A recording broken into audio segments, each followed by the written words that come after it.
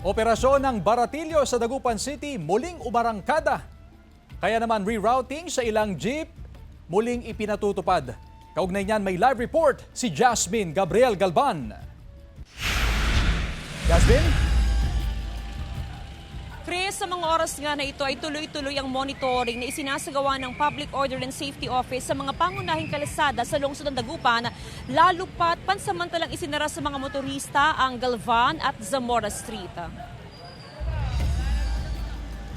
Muling umarangkada ang operasyon ng Baratilyo sa Dagupan City. Karamihan sa stalls na itayo na at nakadisplay na rin ng mga paninda ng mga negosyante, habang may ilang stalls na bakante pa rin. Dahil sa pagbabalik operasyon ng Baratilyo, sarado na muna sa mga motorista ang Galvan Street at Zamora Street.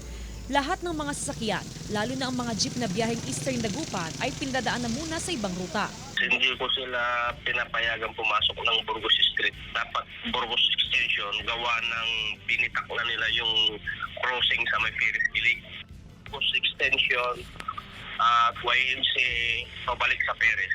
Dahil sa kabi-kabila ang ginagawang kalsada ng DPWH, nagiging hamon ngayon sa mga jeepney driver ang naranasang traffic build-up. Mahirap. Dahil?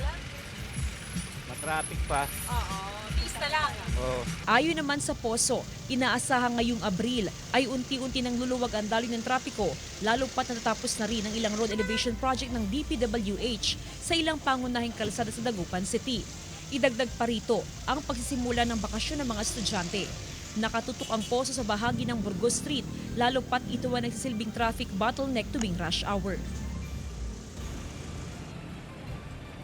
Chris, sa mga oras nga na ito ay bahagya nagkakaroon ng traffic build-up dito nga sa ating kinaroroonan sa may downtown area sa lungsod ng Dagupan. Actually, Chris, ito yung pinakabinabantayan ng Public Order and Safety Office, especially na nag-start na yung Baratilyo, yung mga ambulant vendor ay ipinwesto na sa magkabilaan ng kalsada. Kaya naman may mga pagkakataon talaga na nagkakaroon ng traffic build-up. Pero ayon naman sa Poso, Chris, usually nagkakaroon lamang ng traffic build-up sa pagitan ng alas 5 ng hapon hanggang 5:45. Kaya naman napakarami mga traffic enforcers ang nakabantay para matiyak na bagamat merong bahagyang traffic build-up ay magtuloy-tuloy pa rin yung usad ng mga sasakyan. Sa ngayon, Chris, ay so far wala namang namomonitor na traffic build-up sa bahagi ng Perez Boulevard at maging sa may MH Del Pilar. Chris?